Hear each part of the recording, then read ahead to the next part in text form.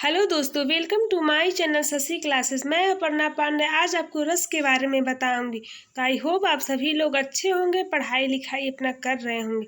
तो चलिए मैं अपना वीडियो आगे बढ़ाती हूँ और अगर आपको मेरा वीडियो अच्छा लगे तो please like, subscribe and share ज़रूर करें। तो हमारा टॉपिक है दोस्तों रस।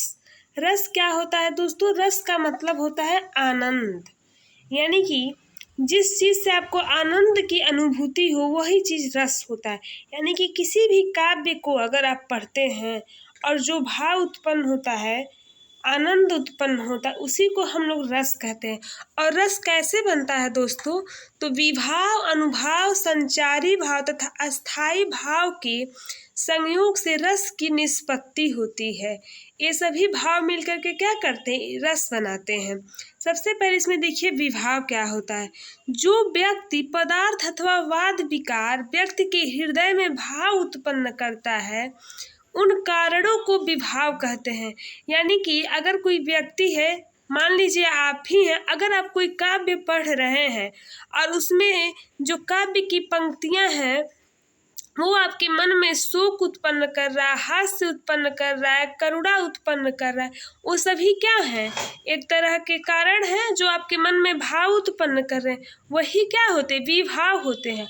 और विभाव दोस्तों जान जाइए दो प्रकार के होते हैं। एक होता है आलंबन विभाव और दूसरा होता है उद्दीपन विभाव। उद्दीपन विभाव वो विभाव होते हैं जो उद्दीप्त होते हैं और आलंबन विभाव जिसके बारे में सोच करके उत्पन्न होते हैं आपके अंदर के भाव। अब दूसरा देखिए दोस्तों अनुभाव क्या होता है। आलंबन और उद्दीपन विभावों के कारण उत्पन्न भाव को बाहर प्रकाशित करने वाले कार्य अनुभाव कहलाते हैं। क्या मतलब है इसका? मतलब ये है कि अगर आप कोई कविता पढ़ रहे हैं, कोई काव्य पढ़ रहे हैं, तो जो आपके मन में आलंबन और उद्दीपन विभाव के कारण जो आपका ऊपरी बाहरी हाव भाव आ जाएगा।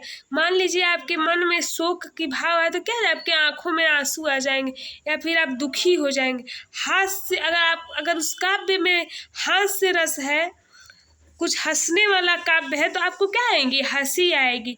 अगर कुछ वीरता पूर्वक है तो आपके अंदर क्या आएगा? वीर रस आएगा ना। तो यही सब क्या होते हैं? विभाव। यही सब क्या होते हैं? अनुभाव होते हैं। यानी कि काव्य को पढ़ने के बाद जो आपके मन में भाव उत्पन्न होते हैं और उस भाव से आप कुछ प्रतिक्रिया करें, वही क्या होता है? अनुभाव होता है। अब देखिए दोस्तों अभिचारी तथा संचारी भाव क्या होते हैं। तो दोस्तों ये दोनों क्या होते हैं? ये अस्थाई भावों के सहायक होते हैं, जो अस्थाई भाव के अनुसार क्या होते हैं? घटते बढ़ते रहते हैं। और इनकी संख्या दोस्तों 33 होती है।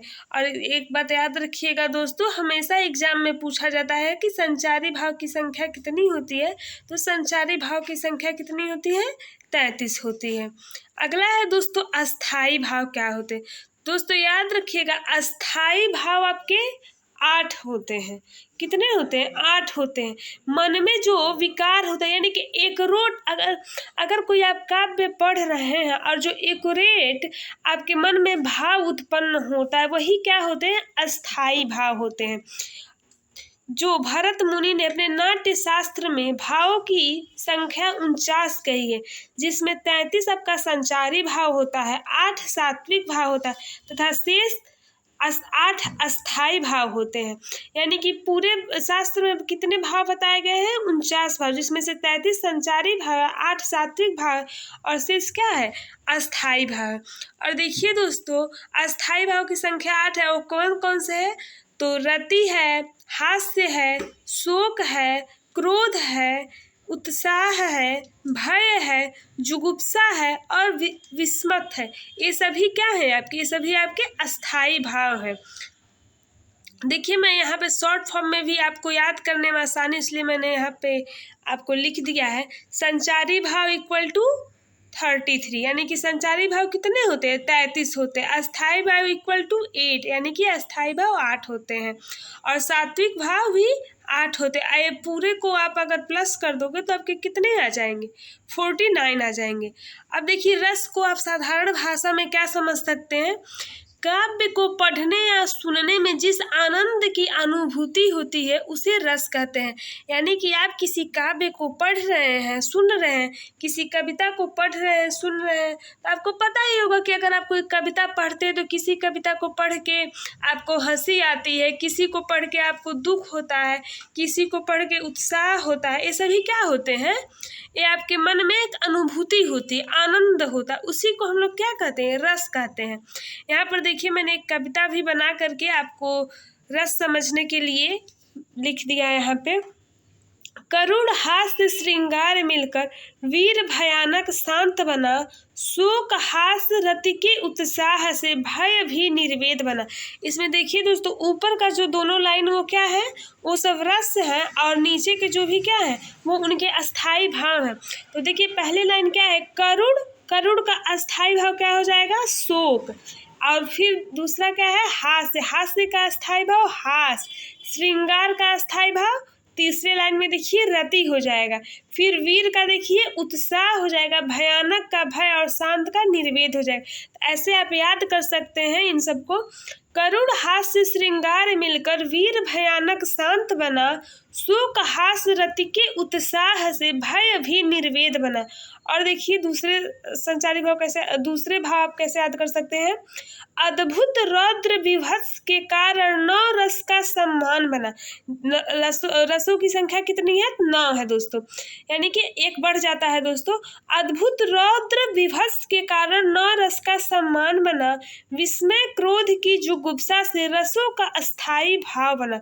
यानी कि अद्भुत का अस्थाई भाव क्या हो जाएगा? विस्मय, रौद्र का अस्थाई भाव क्रोध, विभत्स का जुगुप्सा हो जाएगा। इस तरह से आप 9 रसों के अस्थाई भाव इस कविता के माध्यम से आप याद रख सकते हैं, इस काव्य के माध्यम से। अब चलिए हम एक एक करके सभी रसों के बारे में पढ़ते हैं। सबसे पहला रस है हमारा दोस्तों श्रृंगार रस। श्रृंगार रस बहुत ही इम्पोर्टेंट है दोस्तों, हमेशा एग्जाम में पूछता है। सबसे पहले देखिए श्रृंगार रस का अस्थाई भाव क्या होता है? तो यह इसका अस्थाई भाव रति होता है। रति नामक अस्थाई भाव श्रृंगार का होता है। और इसके अंतर्गत क्या होता है? नायक और नायिका के मन में रति या प्रेम का भाव उत्पन्न होता है। श्रृंगार रस में सौंदर्य, सुंदर वन, ऋतु, प्रकृति इत्यादि का वर्णन होता है। यानी कि जब नायक और नायिका के मन में एक दूसरे के प्रति प्रेम हो, रति नामक अस्थाई भाव उत्पन्न हो, वहाँ पे श्रृंगार रस की उत्पत्ति होती है। इस टाइम में दोस्तों आपको पता ही होगा कि दो लोग एक दूसरे से प्यार करते हैं तो किस भाव के कारण? तो वो रति नामक भाव के कारण, जो जिसे आप रस क्या कह सकते हैं? श्रृंगार रस कहते हैं। और अक्सर करके दोस्तों याद रखिएगा, इसको पहचानने के लिए उस काव्य में सौंदर्यता का वर्णन किया गया होगा, सुंदर वन का, वसंत ऋतु का, प्रकृति का। यानी कि प्रेम में, प्रेम जिस जिस चीज़ों से व्यक्त किया जाता है, प्रकृति से रिलेटेड और सुंदरता से रिलेटेड और नायक और नायिका से रिलेटेड, तो समझ जाइएगा कि वहाँ पे आपका कौन सा रस है? श्रृंगार रस है।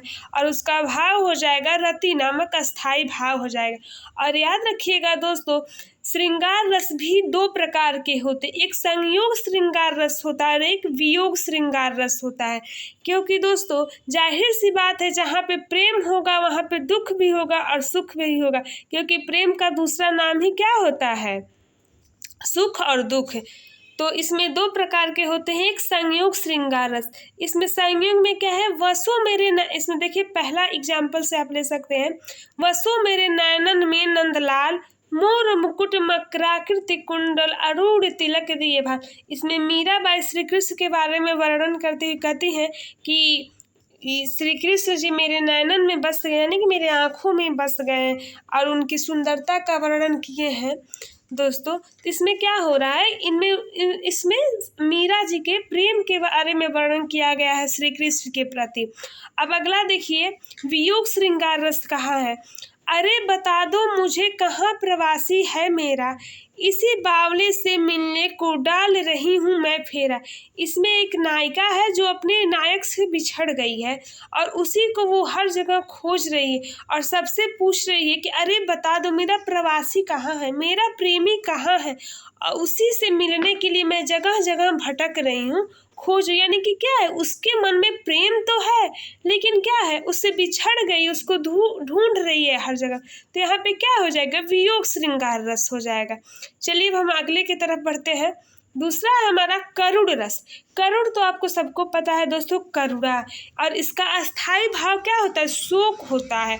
और इसके अंतर्गत किसी प्रिय वस्तु का विनाश, किसी अपने का बिछुड़ना इत्यादि के कारण मन में जो दुख का भाव उत्पन्न होता है उसे करुण रस कहते हैं। यानी कि अगर कोई आपका अत्यंत ही प्रिय चीज क्या हो जाए, टूट जाए, उसका खत्म हो जाए, विनाश हो जाए, कोई आपका अपना बिछुड़ जाए, जो आपके मन में, मतलब किसी भी चीज के चलते अगर आपके मन में दुख उत्पन्न हो रहा है, अगर आपको कोई कुछ कह ही दे, उससे क्या होता है, आपके मन में दुख उत्पन्न हो जाता है, तो वही क्या होता है, करुण रस होता है। और इसका अस्थाई भाव क्या होता है, शोक होता है।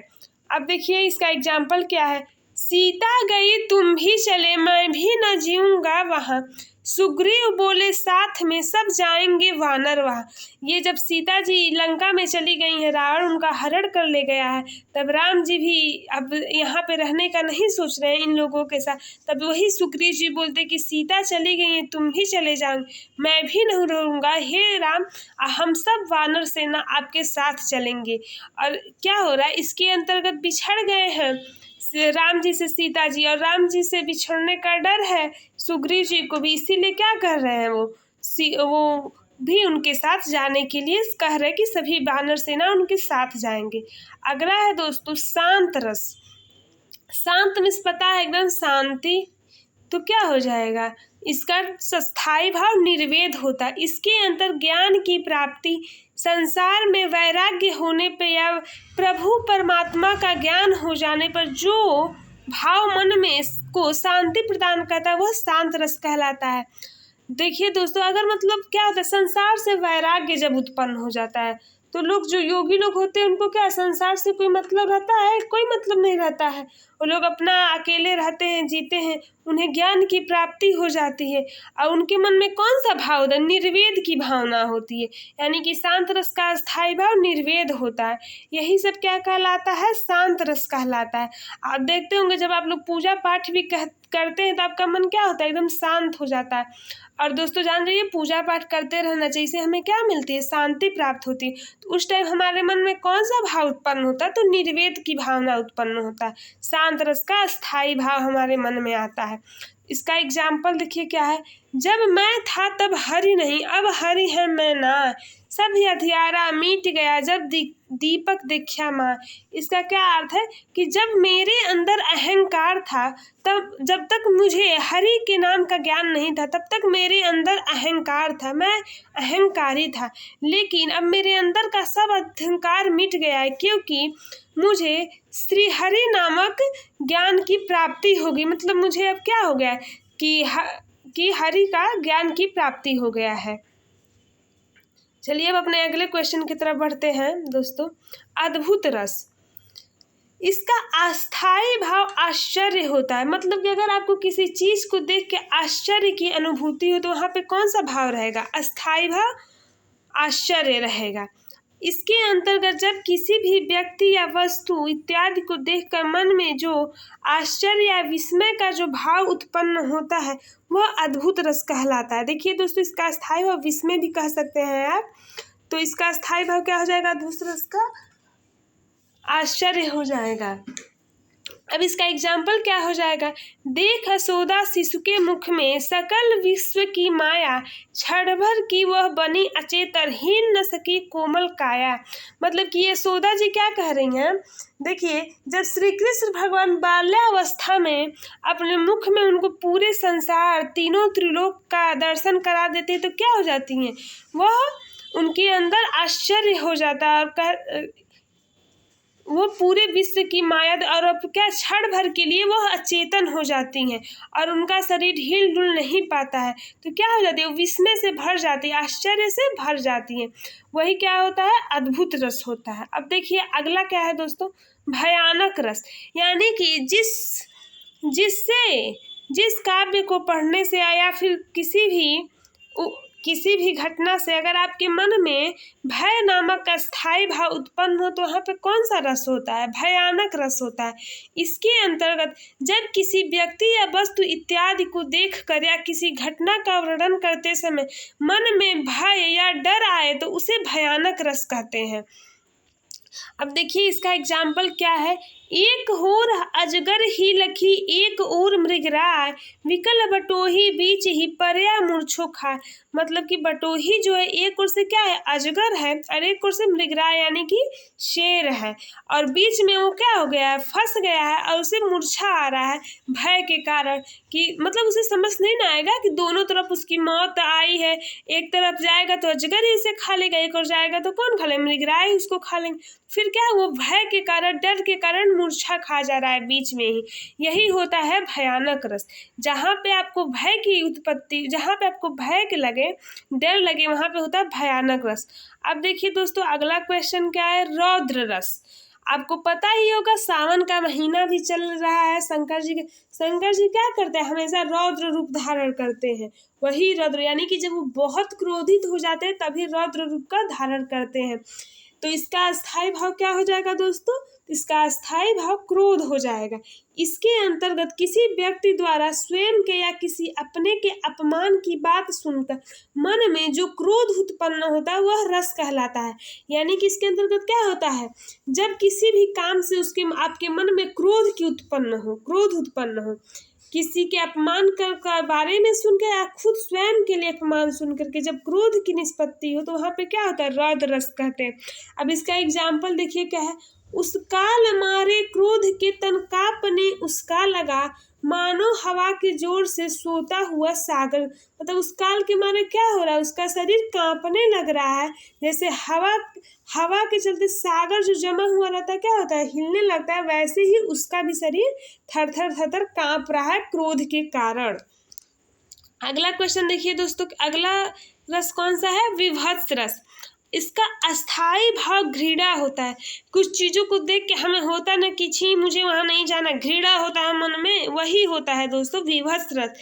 इसके अंतर्गत जब किसी व्यक्ति, वस्तु इत्यादि के बारे में जानकर, सुनकर या देखकर मन में जो घृणा अर्थात नफरत का भाव उत्पन्न होता है उसे विभत्स रस कहलाता है। यानी कि अगर आप किसी चीज़ को देख करके, सुन करके उसके बारे में आपका मन में क्या हो जाए? घृणा उत्पन्न हो जाए, उसे ही विभत्स रस कहते हैं। अब इसका एग्जाम्पल देखिए।